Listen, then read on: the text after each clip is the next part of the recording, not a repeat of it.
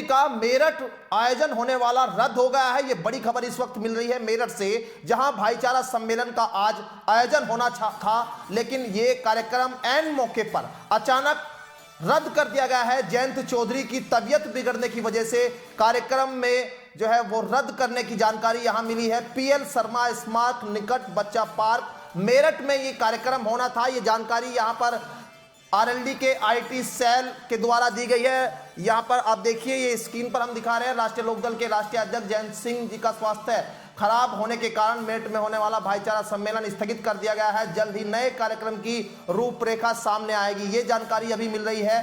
Mission 2024 को लेकर बड़ी तैयारियों में जुटी यहां आरएलडी, उनको भाईचारा सम्मेलन आज ये होना था, ये रद्द कर दिया गया है।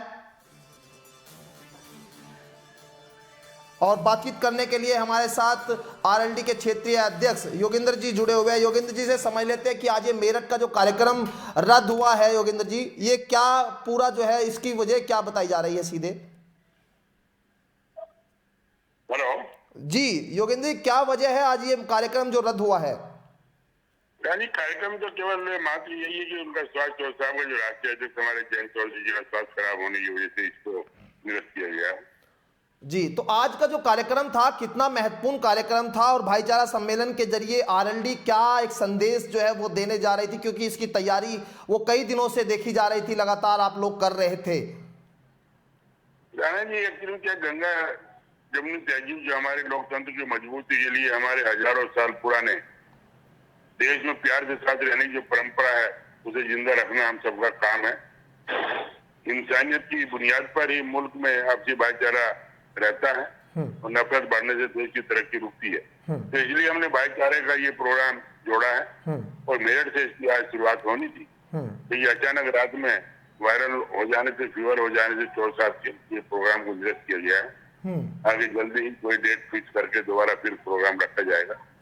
और जब तक हम लोग लगे रहेंगे इसमें, जब तक भाईचारा हमारी परंपरा जो पुरानी हजारों साल पुरानी परंपरा है प्यार से रहने की, वो कायम नहीं रहेगी। अगर ये परंपरा कायम रहेगी तो मैं समझता हूँ कि हमारा मुल्क भी जो है बढ़ेगा और ये भाईचारा पैदा हमारे मुल्क में रहने से, नफरत जब भी देश में बढ़ती है और समाज के अंदर बढ़ती है तो मैं समझता हूँ देश की तरक्की रुकती है, मुल्क जो है पीछे चला जाता है। इसलिए जी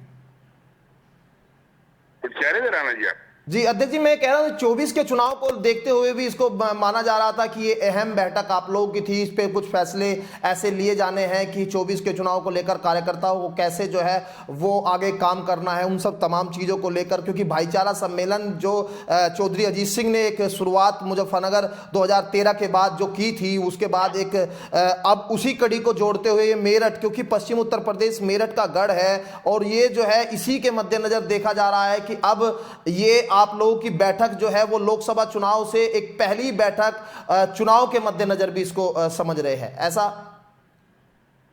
नहीं, ये राणा जी आप बिल्कुल ठीक कह रहे हैं। आपने चौर साहब का नाम लिया है इसमें और पुरानी याद को ताजा आपने 19 वाली किया है। उन्होंने भाईचारा जब कायम किया था, चौर साहब हमारे ऐसे नेता थे जो हमसे पिछड़ने से पहले न केवल देश में किसानों मजदूरों की लड़ाई लड़ी, उन्होंने अपना जीवन अर्पित कर दिया इस काम के लिए, बल्कि आपसी भाईचारे को आवाज रखने का भी काम उन्होंने किया। मुझे याद है जब 2019 का चुनाव हुआ और देश की सबसे बड़ी पंचायत का चुनाव होने जा रहा है तो उन्होंने मुजफ्फरनगर से चुनाव लड़ने का ऐलान किया।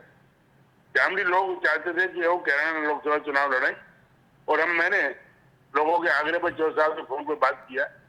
मैंने कहा चौर साहब ये आप कैराना लोकसभा चुनाव लड़े तो अच्छा रहेगा, लोग यही यहाँ चाहते हैं। चौर साहब ने कहा योगेंद्र ये पार्लियामेंट मेंबर बनने की बात नहीं, पार्लियामेंट मेंबर तो कभी बना जा सकता है, लेकिन जहां मुझे फर्ज से हमारा भाईचारा तार तार हुआ है मुझे उसको जोड़ना है।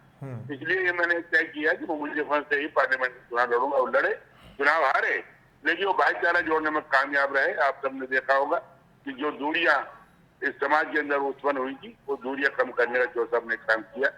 ऐसी राष्ट्रीय लोकदल चुनाव 2024 में, वो सही बात है 24 में चुनाव तैयारी हम लोग करेंगे, लेकिन भाईचारा हम लिए, हमारे लिए, सबके लिए, देश के लिए बहुत एक अहम कड़ी है। भाईचारा बना रहेगा तो मैं समझता हूँ देश आगे बढ़ेगा।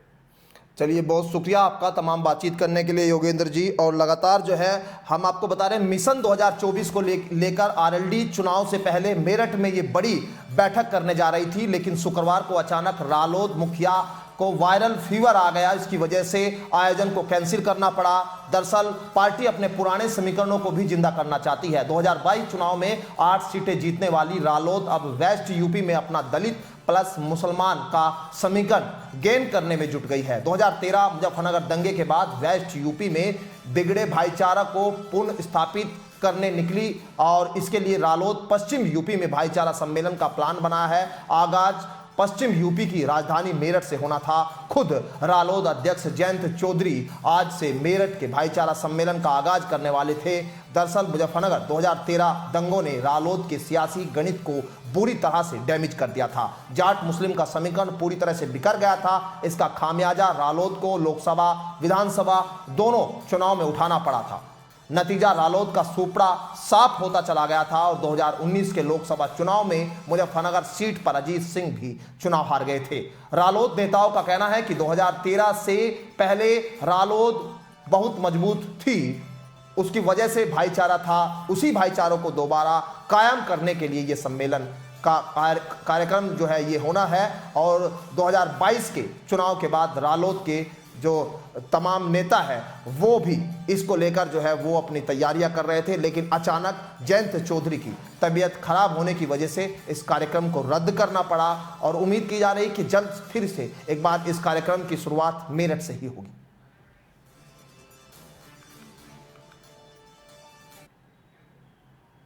और दिल्ली से खबर का रुख कर लेते हैं।